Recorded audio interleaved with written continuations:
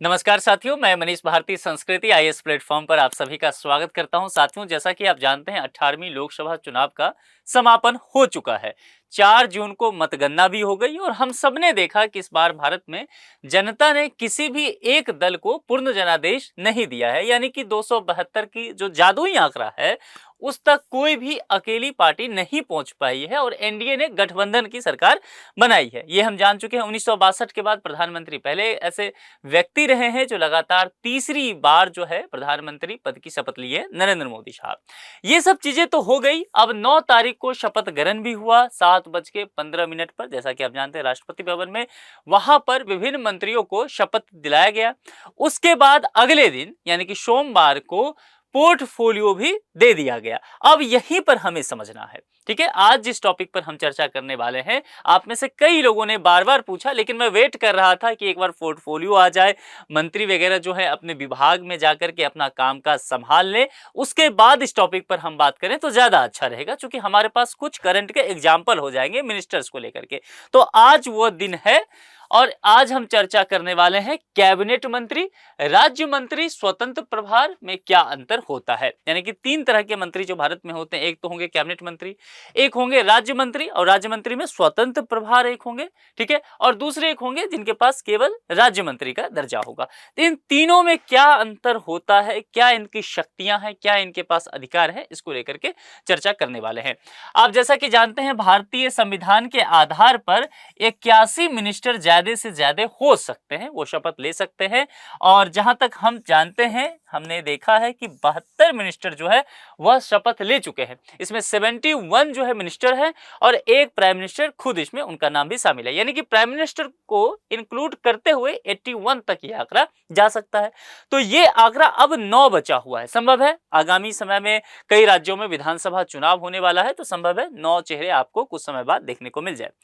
30 cabinet मंत्री ने शपथ लिया है। उसके बाद 5 राज्य मंत्री स्वतंत्र प्रभार से शपथ लिए हैं और 36 जो है वह राज्य मंत्री बनाए गए हैं। कुल मिलाकर के ये आंकड़ा यहां पर पहुंच गया है। ये पूरा चेहरा आप यहां पर देख रहे हैं। चलिए अब आगे बढ़ते हैं और जरा इन चीजों को विस्तार से समझ लेते हैं। देखिए, केंद्रीय मंत्रिपरिषद को कार्यपालिका की रीढ़ माना जाता है। आप जानते हैं भारत में शक्ति के पृथक्करण के सिद्धांत का पालन किया जाता है। शक्ति के पृथक्करण सिद्धांत, सेपरेशन ऑफ पावर थ्योरी, ये कहता है कि जैसे विधायिका किसी और के द्वारा बनाया जाएगा, संसद के द्वारा, या राज्यों में विधानसभा के द्वारा बनाया जाएगा, कार्यपालिका अलग होगी, ठीक है, जो कि कानून को इंप्लीमेंट कराने का काम करेगी, और न्यायपालिका का अपना एक काम होगा कि यदि विधायिका के द्वारा बनाए गए कानून को और जो कार्यपालिका कराना चाह रही थी इंप्लीमेंट, उसको करने में कोई व्यक्ति जो असमर्थता जाहिर करता है या किसी तरह कानून का उल्लंघन करता है, तो न्यायपालिका उसको दंड देती है। ये चीजें आप अपनी हो गई। तो हम बात करेंगे यहां पर कार्यपालिका को लेकर के। कार्यपालिका में आप जानते हैं 2 तरह की कार्यपालिकाएं होती है, एक अस्थायी कार्यपालिका, एक अस्थायी कार्यपालिका। अस्थायी कार्यपालिका कहने का तात्पर्य है जैसे कि सिविल सर्वेंट होते हैं, IAS officer, IPS officer, IFS हो गए, आईआरएस हो गए, बहुत सारे ऐसे पद होते हैं। ये अस्थायी कार्यपालिका होते हैं। अस्थायी कार्यपालिका होते हैं जो मिनिस्टर्स होते हैं। ये 5 साल के लिए आते हैं चुन करके। संभव है अभी मिनिस्टर हैं, 2 साल बाद मिनिस्टर नहीं हो सकते हैं, प्राइम मिनिस्टर उनके नाम को हटा दे, किन्हीं और को मिनिस्टर बना दे, तो ये जो होंगे अस्थायी होंगे। लेकिन यहां ध्यान रखना, ये जो कार्यपालिका होगा तो केंद्रीय मंत्रिपरिषद जो होगा इसका बैकबोन माना जाता है, रीढ़ की हड्डी माना जाता है, ठीक है। ये जो पूरा आप देख रहे हैं, कैबिनेट मंत्री, 5 राज्य मंत्री और फिर स्वतंत्र प्रभार के और फिर राज्य मंत्री, ये सब मिला करके मंत्रिपरिषद हो गया पूरा, ठीक है। तो यहां पर अब यहां पर ये जो मंत्रिपरिषद होंगे, देश के लिए जो पॉलिसी मेकिंग का काम होगा, पॉलिसी मेकिंग के काम में ये महत्वपूर्ण भूमिका अदा करते हैं।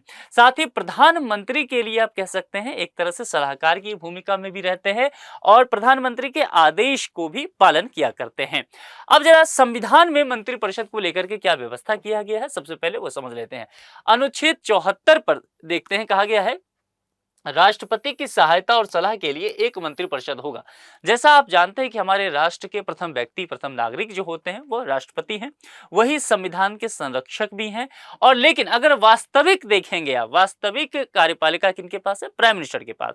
तो संविधान तो यही कहता है भैया कि राष्ट्रपति की सहायता और सलाह के लिए एक मंत्रिपरिषद होगा।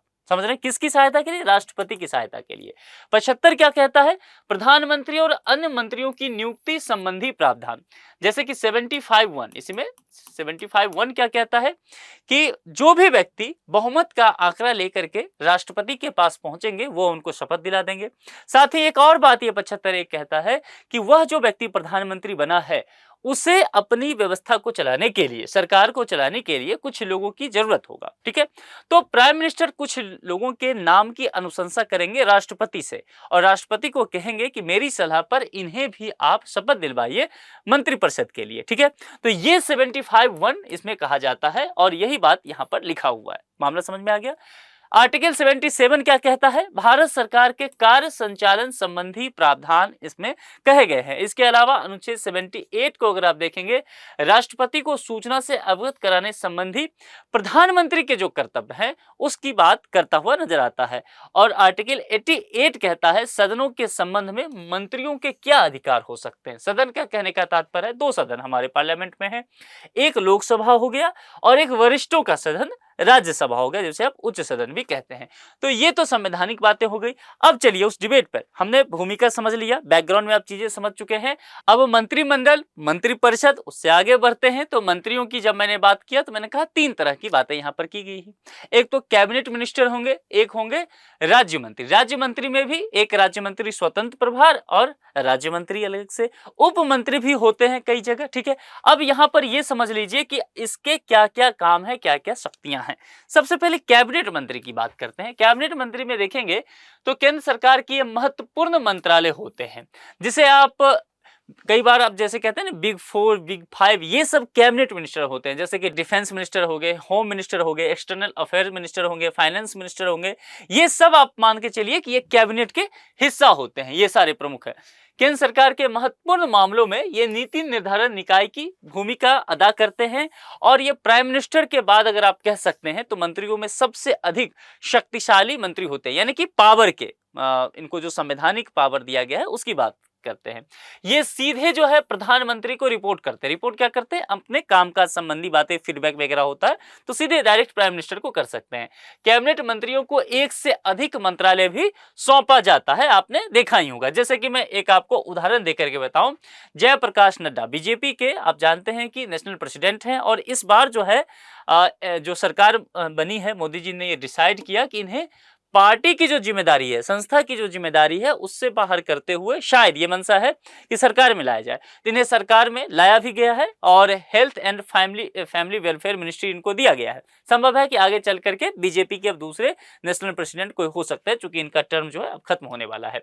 अब देखिए यहाँ पर ministry of health and family welfare तो दिया ही गया है, इसके अलावा एक बड़ा और डिपार्टमेंट इनको दे दिया गया है मिनिस्ट्री, वो है ministry of chemicals and fertilizers. जो यूपीएससी के एस्पिरेंट है, फर्टिलाइजर्स की जो इंपॉर्टेंस है आप उसे समझ सकते हैं, क्योंकि सब्सिडी वगैरह से जुड़ा हुआ मुद्दा यहाँ रहता है, तो एक बड़ा मिनिस्ट्री इनको यहाँ पर दिया गया है। तो इस तरह से बहुत सारे आप देखेंगे। एक और मैं उदाहरण बता देता हूं कि जैसे मैंने कहा कैबिनेट मिनिस्टर को कई मंत्रालय दे दिए जाते हैं, जैसे कि शिवराज सिंह चौहान, इनके नाम की काफी चर्चा रही और ये जो है मध्य प्रदेश के पूर्व मुख्यमंत्री रहे हैं। इन्हीं की देखरेख में मध्य प्रदेश में चुनाव भी हुआ था, भारतीय जनता पार्टी विजय भी हुई, लेकिन मुख्यमंत्री इनको नहीं बनाया गया। उसके बाद जो है इन्हें केंद्र की सरकार में बुला लिया गया और देश के नए कृषि मंत्री यही हुए। Agriculture and farmer welfare ministry इनको दिया गया। इसके अलावा जो बहुत महत्वपूर्ण एक बात चीजें आपको यहाँ देखने को मिलेगा, मिनिस्ट्री ऑफ रूरल डेवलपमेंट भी इन्हें दे दिया गया।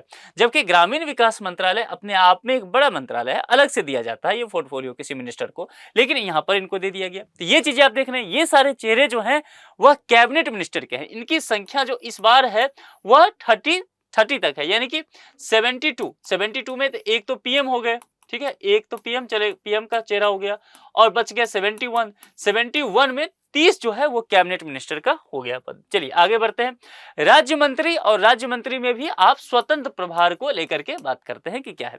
देखिए स्वतंत्र प्रभार के मंत्रियों को अपने मंत्रालयों, विभागों के संबंध में वही कार्य और शक्तियां प्राप्त है जो कैबिनेट मंत्री के पास होते हैं। ठीक है, ये कैबिनेट के सदस्य नहीं होते हैं, बस इतना ध्यान रखना है। ये कैबिनेट मंत्री नहीं होते, राज्य मंत्री स्वतंत्र प्रभार हुए। तो जो मीटिंग वगैरह होगा अगर इस तरह का, तो आप समझ लीजिए विशेष तौर पर इन्हें आमंत्रित किया जाएगा, तभी ये शामिल होने के लिए आएंगे, ऐसे नहीं आएंगे। कैबिनेट मिनिस्टर जो है वह ऐसे, उन्हें विशेष तौर पर आमंत्रित करने की आवश्यकता नहीं होता है। रिपोर्ट करने की बात अगर देखेंगे, अपने कामकाज से संबंधी रिपोर्ट या जो फीडबैक वगैरह देना है, तो ये भी डायरेक्ट कैबिनेट मिनिस्टर के जैसे ये भी डायरेक्ट प्राइम मिनिस्टर को रिपोर्ट कर सकते हैं। इसमें कोई यहाँ पर परेशानी नहीं है। अगर यहाँ पर इंडिपेंडेंट चार्ज को लेकर के देखेंगे तो बहुत सारे मिनिस्टर आपको यहाँ पर देखने को मिल जाएगा। जैसे कि एक फेमस चेहरा है डॉक्टर जितेंद्र सिंह, जम्मू कश्मीर से आते हैं। तो ये जो है पीएमओ में इनकी ड्यूटी रहती है, प्राइम मिनिस्टर ऑफिस में। तो यहाँ पर ये समझ लीजिए ये इंडिपेंडेंट चार्ज के साथ भी हैं। ये मिनिस्टर्स ऑफ स्टेट में भी आपको ये चेहरा नजर आएगा, कई चेहरा आपको रिपीट में नजर आएगा, चूंकि अलग अलग मंत्रालय दिया जाता है। अब राज्य मंत्री की बात करते हैं। राज्य मंत्री, इन्हें मंत्रालयों या विभागों का स्वतंत्र प्रभार नहीं होता है, बस यही अंतर है। फिर ये क्या करते हैं, केंद्रीय मंत्रियों या राज्य मंत्रियों स्वतंत्र प्रभाव के कार्यों में सहायता ये करते हैं। जैसे कि किसी डिपार्टमेंट में एचओडी हो गए, एचओडी के नीचे डिप्टी एचओडी हुए, डायरेक्टर हुए, कहीं पर किसी इंस्टीट्यूट में तो डायरेक्टर के नीचे डिप्टी डायरेक्टर हुए, कुछ उस तरह की ही व्यवस्था इसमें की जाती है।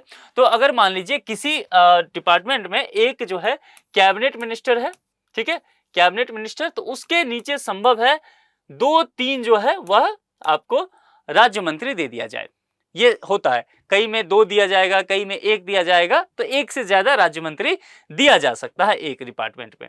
ठीक है, चलिए अब आगे देखते हैं। ये कैबिनेट के सदस्य नहीं होते हैं, बिल्कुल राज्य मंत्री कैबिनेट की बैठक में भी शामिल नहीं होते हैं। कुछ चेहरों की हम बात करते हैं, जैसे मैंने पहले भी कहा था ये डॉक्टर जितेंद्र सिंह के बारे में।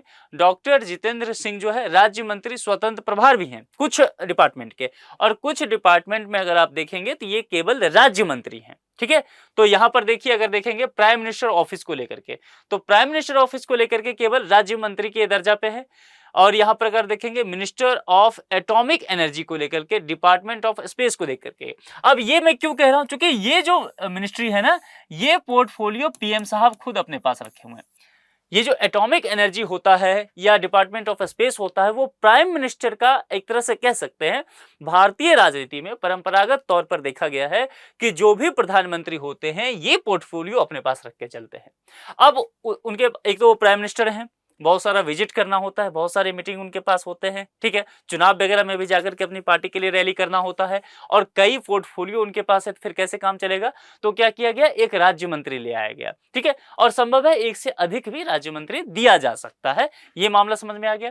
यानी कि इनकी शक्ति की अगर बात करें तो वह कैबिनेट मिनिस्टर के जैसा नहीं है, और राज्य मंत्री स्वतंत्र प्रभार के जैसा भी नहीं है। इनका कद इनसे थोड़ा बाकियों से छोटा हो जाता है। चलिए एक बार इसको ओवरऑल समझ लीजिए, जितनी बातें मैंने आपको कहा कंक्लूजन के तौर पे समझिए। कैबिनेट मंत्री, राज्य मंत्री स्वतंत्र प्रभार, और राज्य मंत्री ताकतवर सबसे वरिष्ठ और अनुभवी मंत्री हो जाएंगे। कैबिनेट मंत्री के बिना मंत्रालय के स्वतंत्र प्रभार होंगे, ये भी स्वतंत्र प्रभार होते हैं, ये भी स्वतंत्र प्रभार होंगे, बस ये कैबिनेट मंत्री नहीं होंगे, इतना बस ध्यान रखना है। कम अनुभव वाले जूनियर मिनिस्टर जो होते हैं उनको ये दिया जाता है।